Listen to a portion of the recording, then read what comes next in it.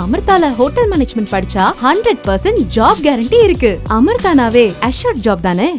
கோவை வடக்கு மாவட்டம் பெரியநாயக்கன்பாளையம் மத்திய ஒன்றியம் சோமையம்பாளையம் ஊராட்சிக்குட்பட்ட பகுதிகளில் ரூபாய் 75 லட்சம் மதிப்பீட்டில் சாலை மற்றும் வடிகால் பணிகளுக்கான பூமி பூஜை துவக்கம்.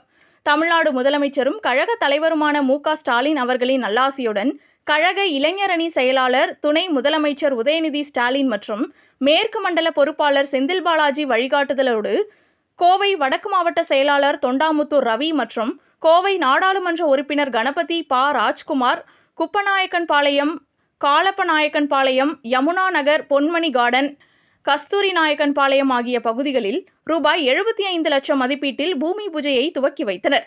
இந்நிகழ்ச்சியானது பெரியநாயக்கன்பாளையம் ஒன்றிய பொறுப்பாளர் பன்னீர்மடை தாமோதரன் தலைமையில் நடைபெற்றது.